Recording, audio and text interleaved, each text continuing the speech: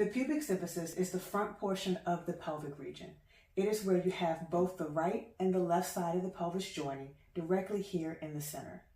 At the pubic symphysis, a lot of women can begin to experience pain and discomfort in this area as the weight of the baby starts to grow.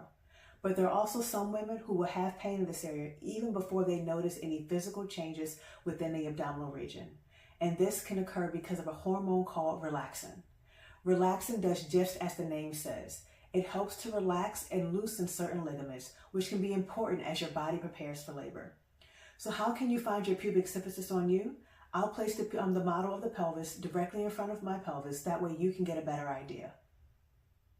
If you find the top of the pelvic bone being here on me, there on this pelvic model, and then you come down towards the front, you'll find an area that is a little bit more tender. In this area that's more tender, that is your pubic symphysis. So now you see the pelvic model, and now I'll show you better on myself. Finding the top of my pelvic bones and coming down towards the front, right through this area here. Treating pain at the pubic symphysis region, some women will notice that they feel better when they're able to bring the legs together or when they're able to adduct the legs. We're going to go over a basic exercise that you can do either using a ball or a towel, so that way you can help get better strength of the muscles on the inner thighs. The reason why this exercise can help is that it can actually allow for compression to occur in this region, meaning that you're not getting as much separation or as much pulling against that symphysis. For this exercise, all you need is a ball or a towel. You can take the ball and towel and place it directly in between the knees. With the ball placed in between the knees, you can do this one either laying down on your back, or you can even do it sitting in a chair or upright as I'm sitting right now. What you're going to do next is just with the knees, you're just going to gently squeeze, and you want to make sure that you're not squeezing to the point to where you're increasing any pain. So it should be a light to relatively strong squeeze based upon your tolerance. When you squeeze, I want you to try to hold this squeeze between 3 to 5 seconds, and then you're going to relax. In between each squeeze, make sure that you allow for the legs to completely relax so that way they have a chance to recover. With this exercise here, I want you to repeat it 10 times, and each time holding between 3 to 5 seconds. For this next exercise, we're going to keep the ball in between our knees, but as you can notice, I'm on my side. We're going to utilize a similar principle that we just used, where you're using the muscles in between the thighs to help bring the pubic symphysis together and help decrease some of the stress or strain placed upon it. So what you're going to do with the top leg is you're going to squeeze the ball and lift the top foot up. As you lift up, you're just going to control the motion coming down nice and slowly. And adjust the ball as you need to. You may even have to hold the ball in place with your hands. If the ball is too much movement, try performing with a towel in between the knees instead. So just gently squeezing with the top knee and then picking to lift the top leg up and coming back down.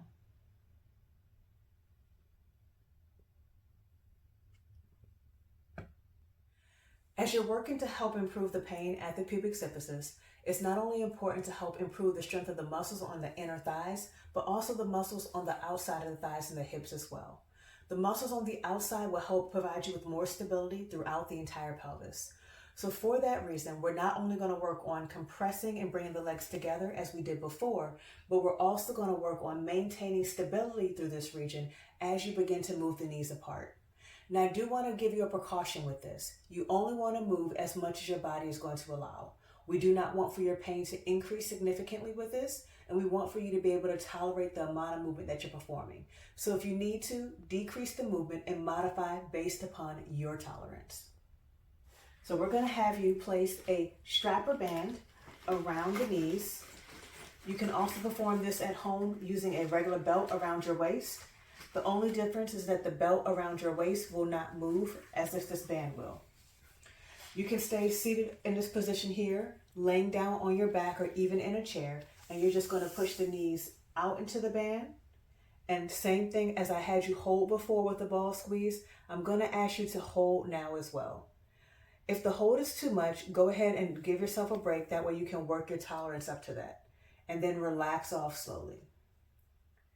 Each time you do this one, I want you to hold between 3 to 5 seconds. making sure you're not holding your breath, but just squeezing the outside of the thighs to gently move the knees to the outside, and then relaxing off slowly. With this one, it is very important that you relax off slowly, because if you do not, you may notice an increase in pain as your knees snap back together too quickly. So make sure the movements are slow and controlled for you. For the next two activities, I want to bring you to a standing position. I've seen a lot of times women are able to perform some of the other activities I showed you without any complaint, but whenever they move to a standing or weight-bearing position, they start noticing their pain is returning and becoming problematic. Because of this, it is important to make sure we're training in that functional position. Because let's be honest, most of the activities we're doing, we're having to stand. So what we're going to do is I'm going to have you use your band or belt around the knees. With the band or belt around the knees, we're going to do a little bit of movement with squatting to make sure that we're able to demonstrate a motion we have to do whenever we get in and out of a chair, but also make sure we're able to maintain control at the hips. So now let's take a closer look as to what this is going to look like. So with the band here around your knees, I'm going to have you with your feet about shoulder width apart, and you want to have a little bit of tension between the band. I want you to make sure the knees are not caving in, but gently push the knees out into the band. Once you're in that position, go back to standing upright. Now you're just going to gently squat down, maintaining that push into the band, and then pushing back up. All of the pushing that you're doing should be coming with the legs. You should not feel yourself having to strain at all, but gently controlling the motions and keeping the thighs pushing out into the band the entire time.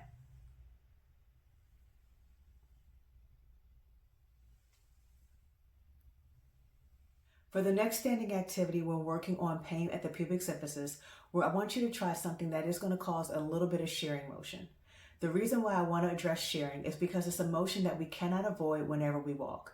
Shearing is something that can occur as you're moving one leg in front of the other, which can cause a little bit of rotation in the pelvis. And for some women, this can cause a lot of pain, especially if they're already dealing with pain at the pubic symphysis.